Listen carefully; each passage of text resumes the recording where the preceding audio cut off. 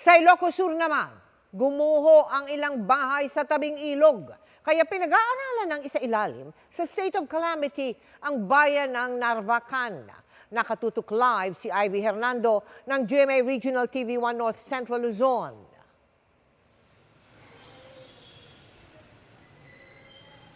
Mel, nakatayo pa ang nasa 11 tahanan sa Barangay San Pedro at isa sa Nungunig West sa tabi ng ilog. Pero idineklara na ng LGU ang mga ito na totally damaged dahil anumang oras ay maaaring gumuho ang lupa. Yun lang. Yun lang. Ang bahay na ito sa Barangay San Pedro sa Narvacan, Ilocos Sur. Isa sa ilang bahay sa lugar na nilamon ng lumaking ilog, bunsod ng pagulang dala ng bagyong Goring. Oh my God. Kabilang dyan ang tahanan ni Mang Rogelio. Wala na silang nagawa kundi lisanin ang bahay na ilang taong ipinundar. Dawatin miti agtuturoy ma'am ta dawatin mi ikanda kami kumati ko pagpatadaran ti balay mi mo pag umalisan mi ma'am.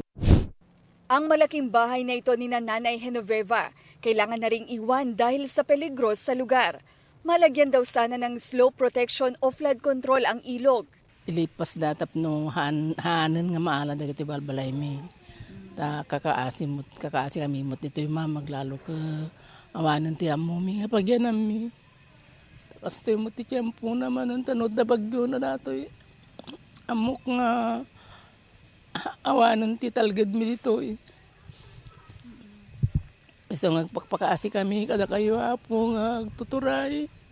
Apo presidente tulungan da kami dito ita. Saanin nga matindag dagiti balbalay mi. Wala na ring tao sa ibang bahay.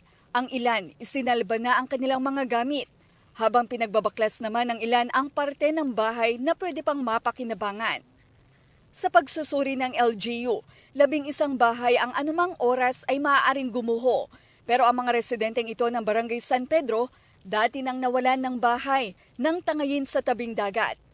Inakala raw nilang ligtas sila sa nilipatan pero naulit ang nangyari. Dating batis daw ang ilog na makipot at halos natutuyo kapag tag-init. Pero sa pagbabago ng panahon at pagdaan ng malalakas na bagyo, naging tila malawak na ilog na ito at di kalayuan ay kita na ang bukana. Sa ngayon nasa 1,771 na pamilya ang apektado, katumbas yan ng 5,446 na individual mula sa 22 bayan.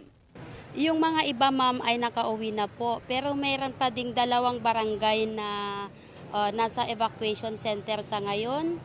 Meron tayong 52 families at may 175 individuals. Pinag-aaralan na ng LGU ang pagdedeklara ng state of calamity sa bayan ng Narvacan dahil sa matinding baha at pinsala sa mga estruktura.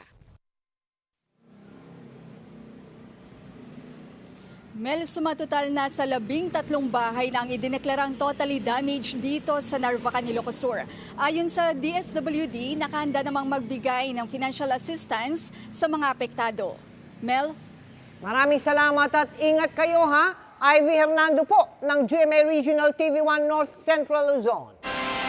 Mga kapuso, kasama nyo kami 24 oras. Mag-subscribe sa GMA Integrated News sa YouTube. Sa mga kapuso abroad, bisitahin ang GMA Pinoy TV at www.gmanews.tv.